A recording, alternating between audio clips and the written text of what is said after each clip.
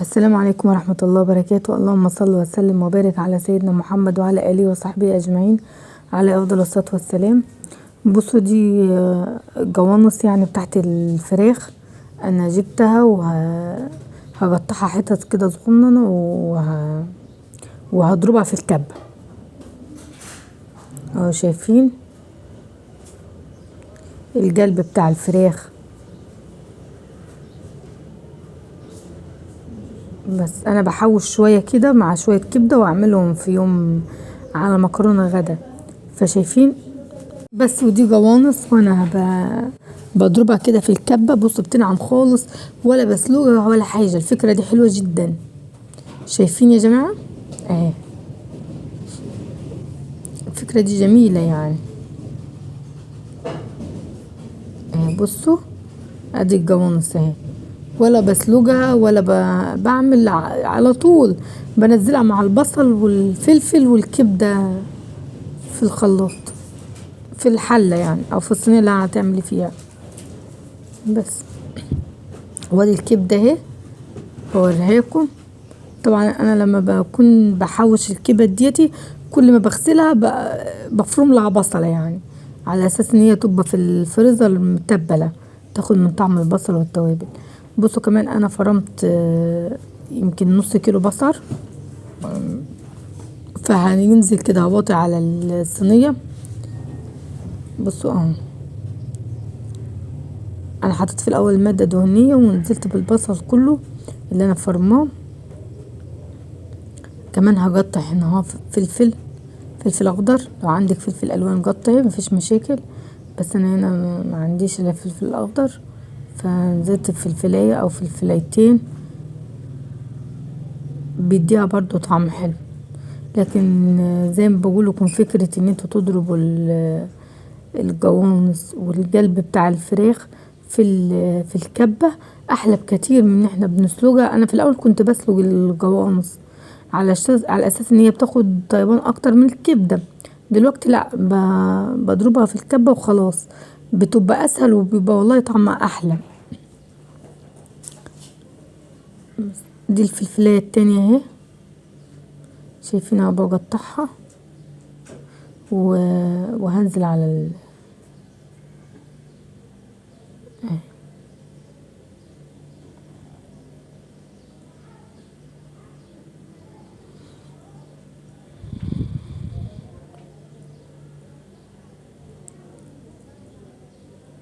بس كده.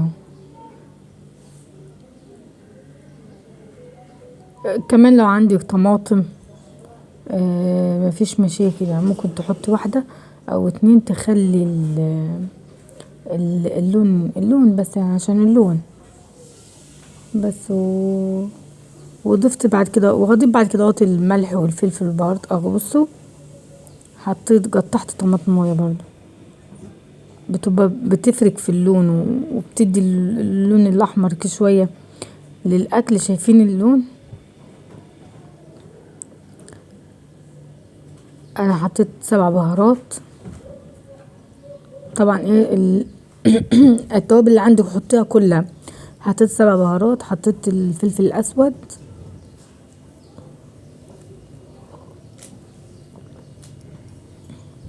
هحط الملح المبهر، هحط كمون هحط كمون وهحط كزبرة كله مطحون يعني. بس الاكله دي بالذات بتبقى محتاجه البهارات بابريكا، توم باودر برضو. بصي كل البهارات اللي عندك حطيها والملح بتاعك. انا طبعا عشان بعمل الملح المبهر ده فبضيف عليها ملح مبهر بس. وقلبي كويس كده اهو علشان ايه كله يدخل في بعضيه يعني البصله بالطماطم بالفلفل بالتوابل كله ياخد من طعم بعض يعني. بس وزي ما قلت لك يعني دي جرفه مطحونه. حطيت كمان جرفه مطحونه لان الاكله دي زي ما قلت لكم الكبد والجوانص بتبقى محتاجه كميه بهارات يعني. كل البهارات اللي عندك حطيها. ادي الجوانص اللي ضربناها في الكبه عاملة زي اللحمة المفرومة يا جماعة، لما بتتضرب في الكبة بتبقى عاملة زي اللحمة المفرومة. يعني ممكن تفرموها وتعملوا لها عصاج وتعملوها مكرونة بشاميل لو انتوا حابين يعني. انا ما عملتهاش، لكن انا دايما بعملها كده واحط عليها الكبد. ادي الكبد دي قطعتها برضو، بس ما تقطعهاش يعني صغير، وانزلي بيها برضو بس. وهسيبهم لما بصوا ياخدوا ويدوا. البصل طبعا بينزل ميته، والطماطم المية اللي حطيناها، والفلفل اللي حطيناه كله بينزل مية بتاعته، ومعاهم هيطيب. كمان انت مش محتاجة ان انت تضيفي مية، لان بصوا الجوانص زي ما قلت لكم احنا ضاربينها، فهي مش خلاص، والكبدة هتطيب.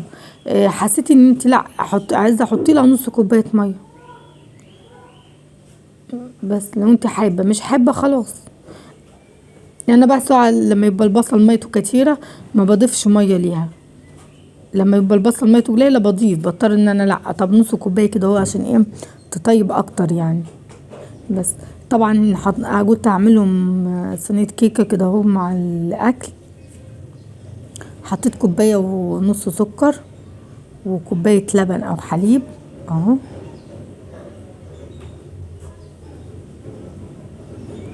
كوباية لبن يبقى كوباية ونص سكر، او كوباية وربع سكر، وكوباية حليب او لبن. بحط كيس فانيليا معاهم، لان انا هعمل كيكة بالشوكولاتة، فانا بحب احط كيس واحد في الشوكولاتة وكيس مع البيض. ده الصوص بتاع الشوكولاتة بس. كمان هحط كاكاو خام. استعملوا فيها يا جماعة الكاكاو الخام، بلاش الكاكاو المحلى. الكاكاو الخام عشان بيبقى غامق شوية فبيديها بتبقى احلى، فاستعملوا الكاكاو الخام احلى يعني. اهو بصوا، حطيت معلقتين كبار. هضرب الكلام ده في الخلاط اهو بصوا.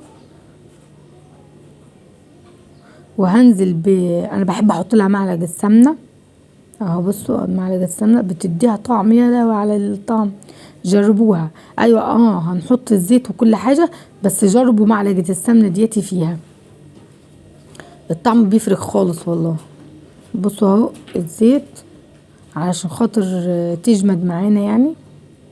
شايفين لما بدأت تتجل كمان ما بقتش ماشية في الخلاط زي الاول اهي. شايفين جبدت ازاي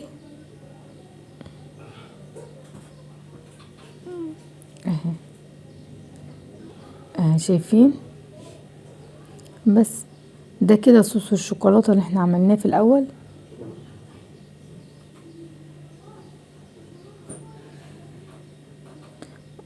ناخد منه شوية هنحطهم في طبق كده، والباقي هنكمل عليه. ده شوية كده هنحطهم حطناهم في الطبق، وده الباقي هكمل عليه بقية الكيكة. دايما انا بعملها ببيضتين. ادي البيضة الاولانية وادي البيضة التانية. نكسر كده بيضتين ونحطهم. هنحط كيس الفانيليا التاني، لو عندك خل ضيفي،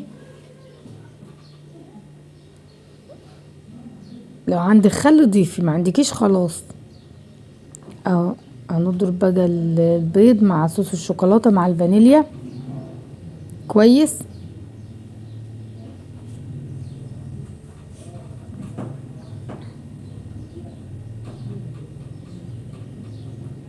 بس اهو بصوا ادي الخليط معانا.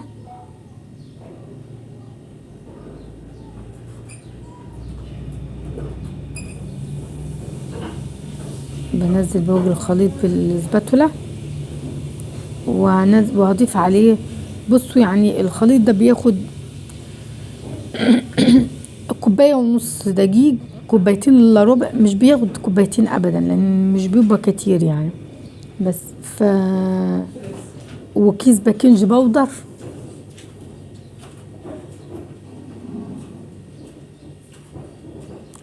وهقلب كويس لحد ما يعني ما ياخدش كوبايتين دقيق.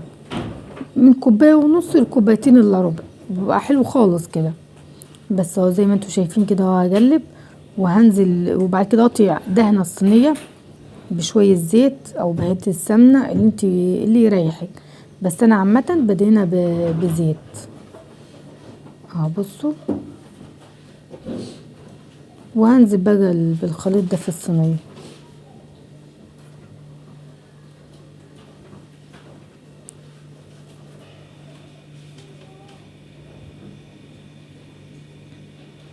حسيت ان هي اهو عايزة تطلع ربع كوباية تاني اهو دقيق.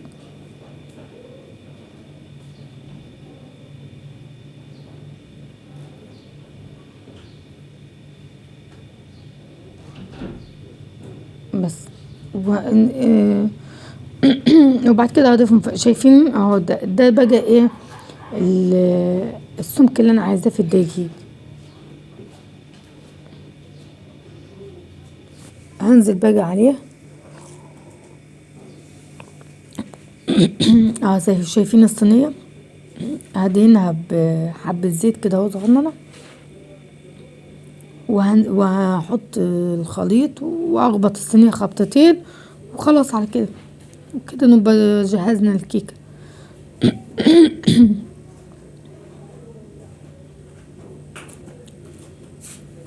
اهو شايفين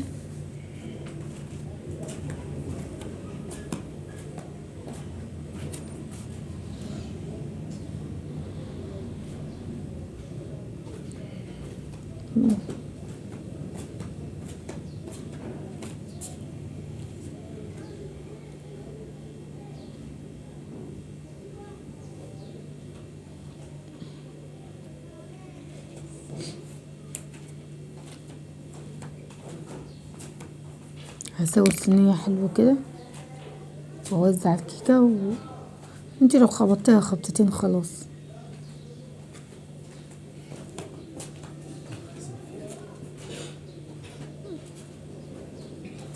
اه وهدخلها الفرن. هنا بقى جبت شوية سمنة، معلقة سمنة وشوية زيت وهعمل مكرونة. نزلت بكيس المكرونة اه بصوا.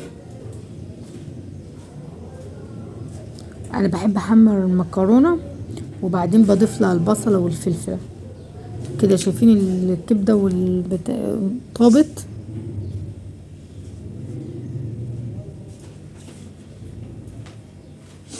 اه بقلب.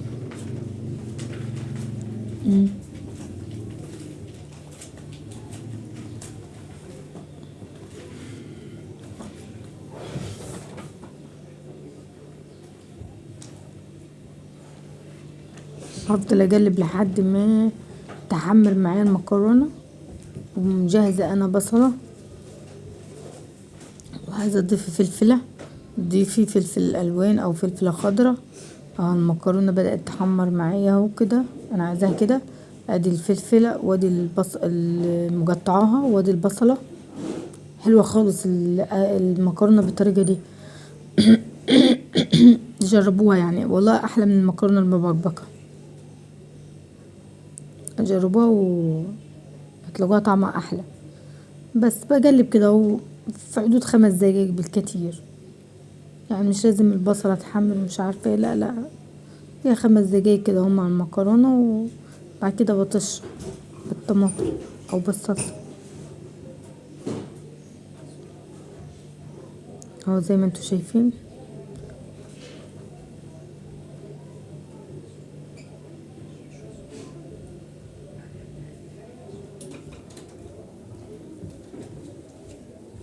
هضيف كمان التوابل بتاعتي، الملح المبهر.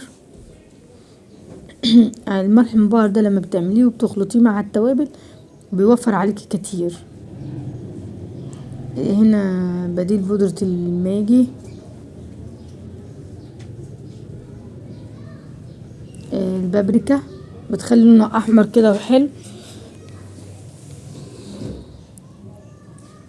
فلفل اسود،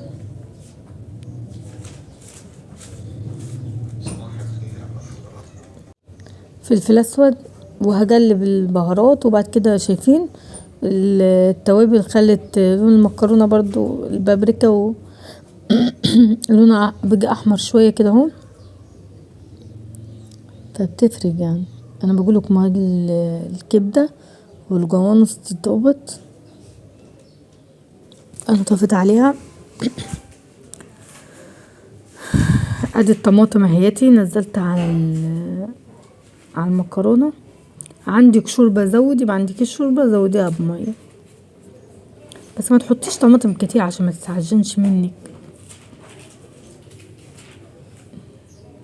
بس هنزل بمية اهو عشان ما عنديش شوربة وخلاص على كده، وهسيبها لما تطيب.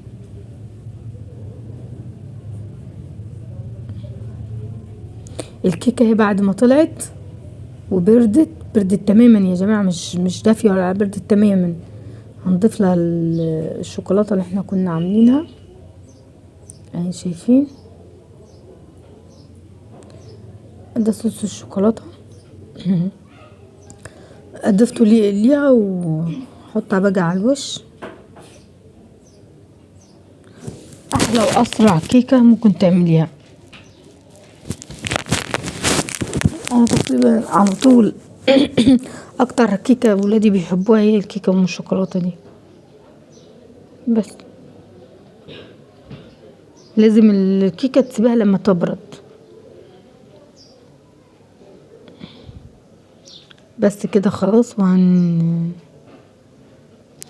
كده ادي كيكة جاهزة.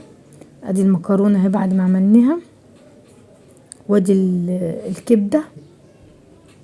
شايفين المكرونة لونها حلو ازاي ومفلفلة، لا معجنة ولا حاجة، مظبوطة 100%، مظبوطة 100%.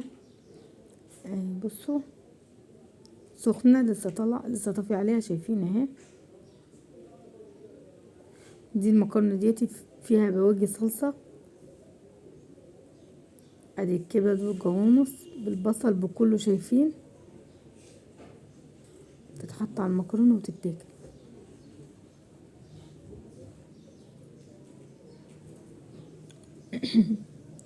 بس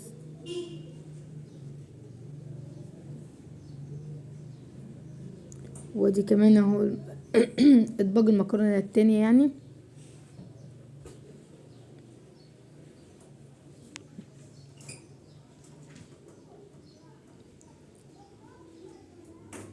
اكلة يعني يوم بيتقضى وكده الحمد لله. الكيكة اهيتي هنقطعها مع بعض.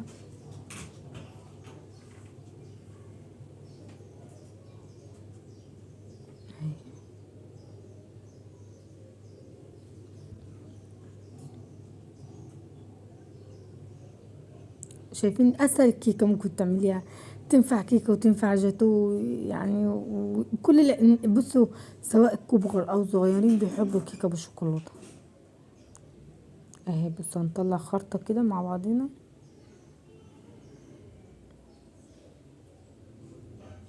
اهي شايفين هشة،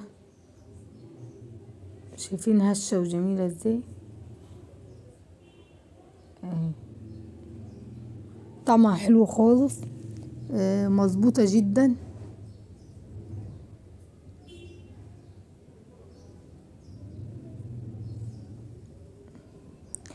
يا رب الفيديو يكون عجبكم، ويكون الأكلة اللي عملناها النهاردة حلوة وعجبتكم.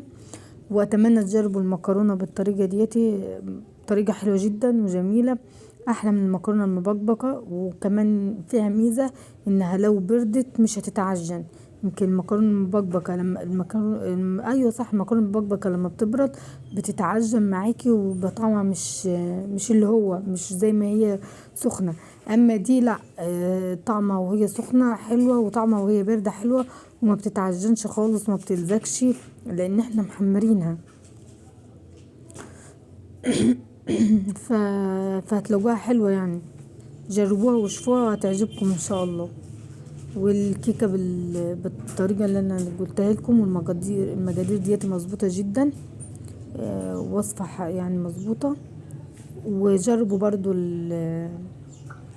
الجوانص الفراخ يعني، انكم انتوا تضربوها في الكبة وبعد كده تضيفوها على الكبدة، وعلى الكبدة والبصل والطماطم والحاجات اللي احنا عملناها، هتلاقوها حلوة خالص ان شاء الله بإذن الله. وان شاء الله الفيديو يكون عجبكم، واذا عجبكم الفيديو ما تنسونوش الاشتراك في القناة وتفعيل زر الجرس على كلمة الكل عشان يوصلكم مني كل جديد بقدمه. والسلام عليكم ورحمة الله وبركاته.